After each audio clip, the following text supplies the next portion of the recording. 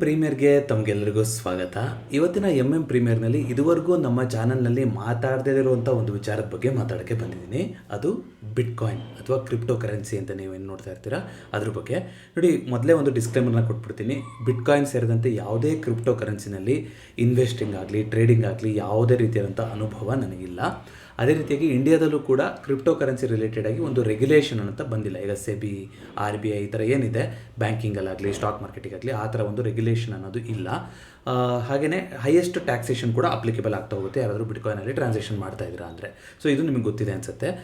ಇಷ್ಟೆಲ್ಲ ಇದ್ರೂ ನಾವು ಯಾರು ಇದ್ರಲ್ಲಿ ತೊಡ್ಕೊಳೋದಿಲ್ಲ ಅಂತಂದ್ರೂ ಮೋಸ್ಟ್ ಆಫ್ ದ ಪೀಪಲ್ ಯಾಕೆ ಇದ್ರ ಬಗ್ಗೆ ಮಾತಾಡೋಕ್ಕೆ ಬರ್ತಾ ಇದ್ದೀವಿ ಅನ್ನೋದಾದರೆ 15-16 ವರ್ಷದಿಂದ ಇದಿದೆ. 2009ರಲ್ಲಿ ಬಂದಿದ್ದಂಥದ್ದು ಬಿಟ್ಕಾಯಿನು.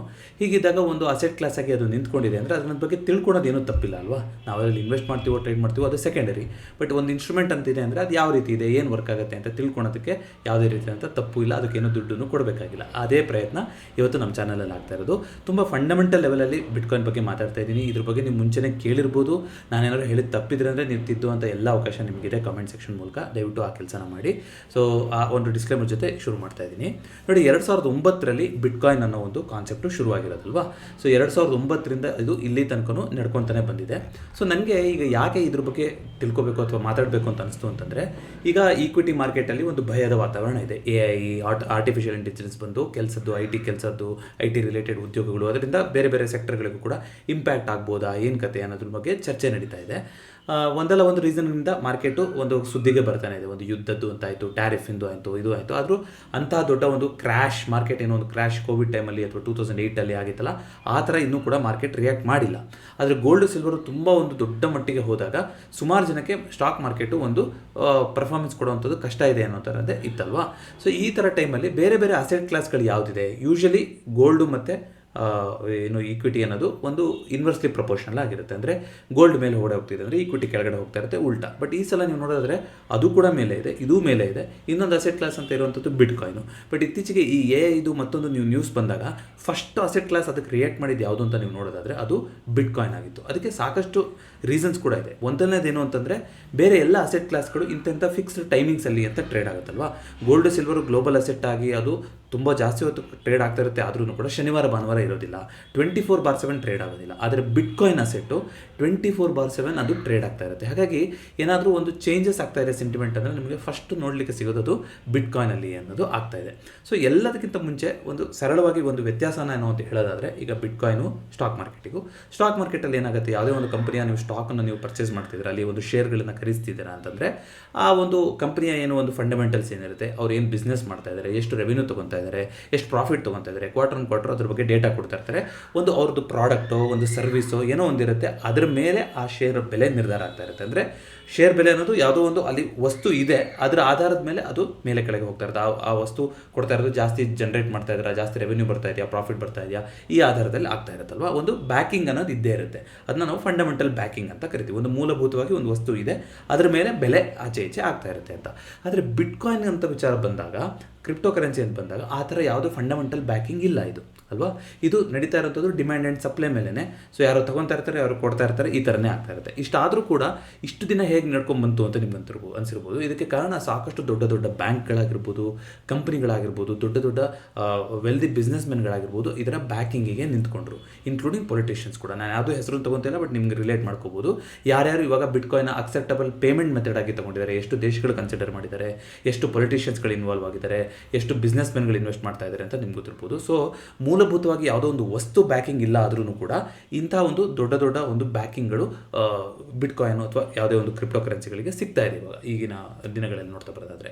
ಇನ್ನೊಂದು, ಬಿಟ್ಕಾಯಿನಲ್ಲಿ ಒಂದು ಕೋರಿಲೇಷನ್ ಅಂತ ಇಲ್ಲಿ ತೋರಿಸ್ತಾ ಇದ್ದೀನಿ ನೋಡಿ. ಕೋರಿಲೇಷನ್ ಅಂದರೆ ನಿಮ್ಗೆ ಗೊತ್ತಿದೆ, ಸ್ಟಾಕ್ ಮಾರ್ಕೆಟ್ ಅಂದರೆ ಇಂಡಿಯಾದಲ್ಲಿ ನಿಫ್ಟಿ 50ನ ತೊಗೊತೀವಿ, ಇಲ್ಲ ಸೆನ್ಸೆಕ್ಸ್ನ ತೊಗೊತಾರೆ ಒಂದು ಬೇಸಿಕ್ ಗೈಡ್ಲೈನ್ ಆಗಿ. ಬೇರೆ ಮಾರ್ಕೆಟಲ್ಲಿ, ಗ್ಲೋಬಲ್ ಮಾರ್ಕೆಟಲ್ಲಿ S&P 500 US ಒಂದು ಇಂಡೆಕ್ಸ್ ಏನಿದೆ ಅದನ್ನು ತೊಗೊತಾರೆ. ಅದ್ರ ಜೊತೆ ಕೋರಿಲೇಷನ್ನ ನೋಡ್ತಾ ಹೋಗ್ತಾರೆ. ಅಂದರೆ ಅದು ಮೂವ್ಮೆಂಟ್ ಆದಾಗ ಇದು ಎಷ್ಟು ಮೂವ್ಮೆಂಟ್ ಆಗುತ್ತೆ ಅಂತ. ಸಾಮಾನ್ಯವಾಗಿ ಕೋರಿಲೇಷನ್ 1 ಇದೆ ಅಂತಂದರೆ ಎರಡು ಒಂದೇ ಥರ ಹೋಗುತ್ತೆ ಅಂತ. ಶುರುವಾದಾಗ ಅಂದರೆ 2009ರಿಂದ ಇದೆ ಇದು ಬಿಟ್ಕಾಯಿನು. ಆಗ ಅಪ್ ಟು ಕೋವಿಡ್ ತನಕ 2017-18 ತನಕ 0.31 ಇತ್ತು. ಅಂದರೆ ಮಾರ್ಕೆಟ್ ಹೆಂಗೆ ಹೋಗ್ತಾ ಇದ್ರೆ ಬಿಟ್ಕಾಯಿನ್ ಹೆಂಗೋ ಹೋಗ್ತಾ ಇತ್ತು, ಆ ಥರ ಆಗ್ತಾ ಇತ್ತು.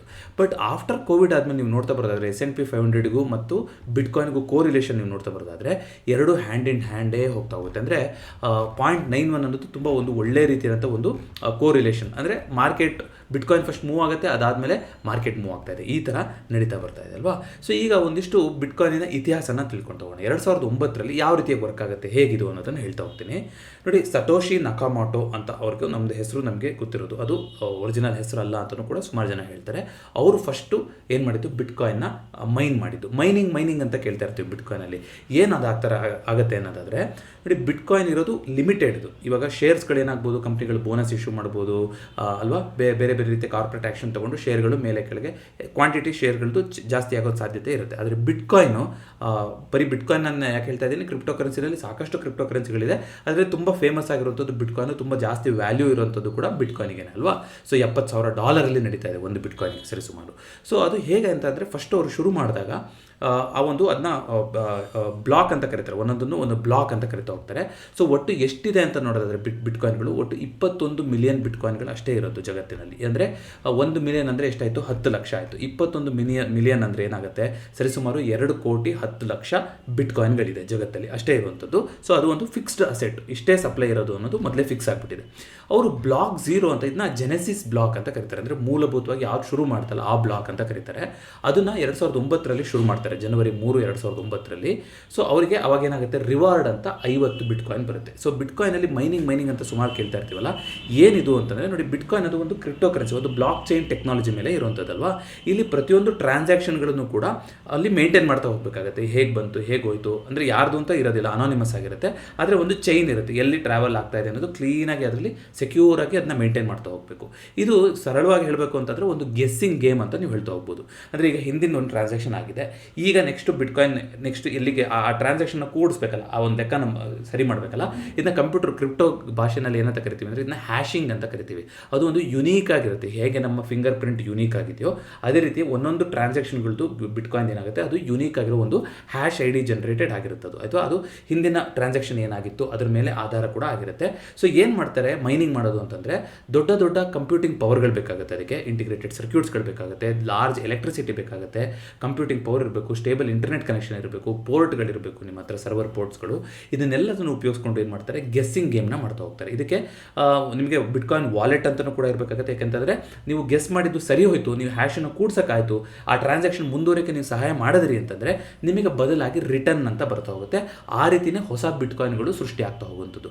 ಅಂದರೆ ಅಷ್ಟು ಏನು 2,10,00,000 ಬಿಟ್ಕಾಯಿನ್ ಇದೆ ಅಂತ ಹೇಳಿದ್ನಲ್ಲ, ಅದನ್ನು ಒಟ್ಟಿಗೆ ಇಂಟ್ರೊಡ್ಯೂಸ್ ಮಾಡಿಬಿಟ್ಟಿದ್ದಾರೆ. ಅದು ಡಿಮ್ಯಾಂಡ್ ಸಪ್ಲೈ ಮೇಲೆ ಕೆಳಗೆ ಆಗ್ತಾ ಇದೆಯಾ, ಆ ಥರ ಆಗ್ತಾ ಇಲ್ಲ. ಇದು ಶುರುವಾಗಿರೋದು ಹೇಗೆ ಅಂತಂದರೆ, ಶುರುವಿನಲ್ಲಿ 50 ಬಿಟ್ಕಾಯಿನ್ ಬಂದಿದ್ದಂಥದ್ದು. ಅದು 50 ಬಿಟ್ಕಾಯಿನ್ ಏನಕ್ಕೆ ಬಂತು ಅವರಿಗೆ, ಆ ಬ್ಲಾಕ್ 0, ಒಂದು ಬ್ಲಾಕನ್ನು ಸಾಮಾನ್ಯವಾಗಿ ಏನಂತ ಕರಿತಾ ಹೋಗ್ತಾರೆ ಅಂತಂದರೆ, ಇದು ಒಂದು 2,10,000 ಏನೋ ಒಂದಿದೆ. ಆ ಒಂದು ಅಷ್ಟು ಬಿಟ್ಕಾಯಿನ್ಗಳಿಗೆ 2,10,000 ಆಸ್ಪಾಸಿಗೆ ಒಂದು ಬ್ಲಾಕ್ ಅಂತ ಕರೀತಾರೆ. ಅದನ್ನ ಒಂದು ಬ್ಲಾಕ್ ಅಂತ ಮಾಡ್ಕೊತಾ ಬರ್ತಾರೆ. 2009ರಿಂದನೂ 4 ವರ್ಷಕ್ಕೆ ಒಂದು ರಿವಾರ್ಡ್ ಸಿಸ್ಟಮ್ನ ಚೇಂಜ್ ಮಾಡ್ತಾ ಬರ್ತಾ ಇದ್ದಾರೆ. ಅಂದರೆ ಅರ್ಥ ಏನು ಅಂದರೆ, ಸ್ಟಾರ್ಟಿಂಗಲ್ಲಿ ಅವರು 2009ರಲ್ಲಿ ಶುರು ಮಾಡಿದ್ರಲ್ಲ, ಆವಾಗ ಅದನ್ನ ಹಾವಿಂಗ್ ಅಂತ ಕರೀತಾರೆ. ಹಾವಿಂಗ್ ಅಂದರೆ ವರ್ಷದಿಂದ ವರ್ಷಕ್ಕೆ ಅರ್ಧ ಆಗ್ತಾ ಹೋಗುತ್ತೆ ರಿವಾರ್ಡು. 2009ರಲ್ಲಿ ಅವರು ಇಷ್ಟು ಬಿಟ್ಕಾಯಿನ್ನ ಅವರು ಮೈನ್ ಮಾಡಿ ಜೆನೆಸಿಸ್ ಬ್ಲಾಕನ್ನು ಅನ್ಲಾಕ್ ಮಾಡಿದ್ದಕ್ಕೆ ಫೌಂಡರ್ ಯಾರಿದ್ದಾರೆ ಅವರಿಗೆ 50 ಹೊಸ ಬಿಟ್ಕಾಯಿನ್ಗಳು ಆ್ಯಡ್ ಆಗ್ತೈತೆ. ಇದು ಪ್ರೋಗ್ರಾಮ್ ಆಗಿರೋದೇ ಆ ರೀತಿ ಆಗಿಬಿಟ್ಟಿದೆ ಬಿಟ್ಕಾಯಿನ್ ಮೈನಿಂಗ್ ಅನ್ನೋದು, ಆಯಿತಾ. ಸೊ 4 ವರ್ಷ ಆದಮೇಲೆ ಏನಾಗ್ತಾ ಹೋಗುತ್ತೆ, ನೀವು ಒಂದು ಹೊಸ ಬಿಟ್ಕಾಯಿನ್ನ ಪೋಣಿಸೋಕ್ಕೆ ಸಾಧ್ಯ ಆಯಿತು, ನೀವು ಆ ಒಂದು ಟ್ರಾನ್ಸಾಕ್ಷನ್ನ ಕಂಪ್ಲೀಟ್ ಮಾಡೋಕ್ಕೆ ಸಾಧ್ಯ ಆಯಿತು ಅಂತಂದರೆ, ನಿಮ್ಗೆ ಏನು ಮಾಡ್ತಾಯಿದ್ರು, ಮೊದಲು 50 ಬಿಟ್ಕಾಯಿನ್ಗಳನ್ನು ಕೊಡ್ತಾಯಿದ್ರು. ಅಂದರೆ ನೋಡಿ, ಒಂದನ್ನು ಸರಿ ಮಾಡಿದ್ರೆ ನಿಮ್ಗೆ 50 ಸಿಗ್ತಾಯಿತ್ತು, ಆ ರೀತಿ ಆಗ್ತಾಯಿತ್ತು.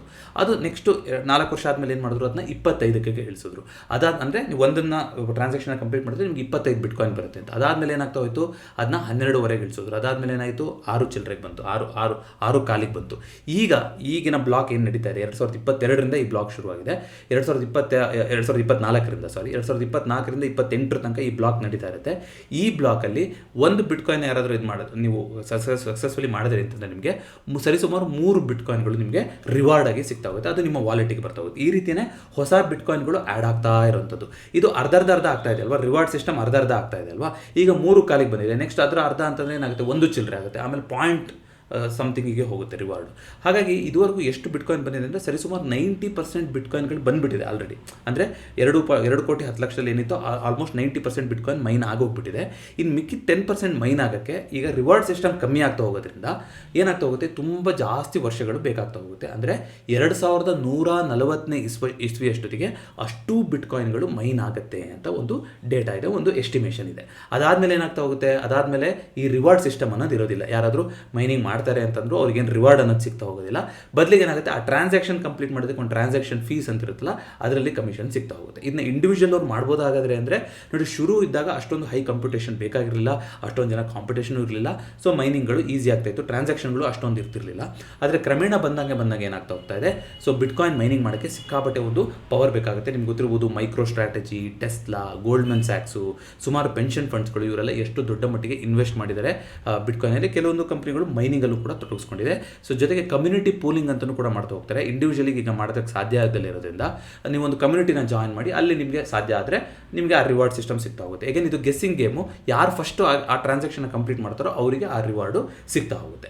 ಸೊ ಹಾಗಾದರೆ ಯಾರ ಹತ್ರ ಈ ಥರ ಮೈನಿಂಗ್ ಮಾಡೋರ ಹತ್ರನೇ ಜಾಸ್ತಿ ಬಿಟ್ಕಾಯಿನ್ ಇರಬೇಕು ಅನ್ನೋದು ಪ್ರೂವ್ ಆಗುತ್ತಲ್ವ ಇದರಿಂದ. ಹಾಗಾಗಿ ಯಾರ ಹತ್ರ ಜಾಸ್ತಿ ಇದೆ ಅಂದರೆ, ಯಾರು ಫೌಂಡರ್ ಇದ್ರೋ ಅವ್ರ ಹತ್ರನೇ ಇದುವರೆಗೂ ಜಾಸ್ತಿ ಇದೆ ಅಂತ ಡೇಟಾ ಹೇಳ್ತಾ ಹೋಗುತ್ತೆ. ಅಂದರೆ ಸಟೋಶಿ ನಕಮೋಟೋ ಅವ್ರ ಹತ್ರ ಸರಿಸುಮಾರು 1.1 ಮಿಲಿಯನ್ ಅಂದರೆ 11 ಲಕ್ಷ ಬಿಟ್ಕಾಯಿನ್ಗಳಿದೆ ಅಂತ ಡೇಟಾ ಹೇಳುತ್ತೆ. ಅವರು 2011ರಿಂದ ಅವ್ರ ಬಗ್ಗೆ ಯಾವುದೇ ಸುಳಿವಿಲ್ಲ, ಎಲ್ಲೋಗಿದ್ದಾರೆ ಏನೂ ಗೊತ್ತಿಲ್ಲ.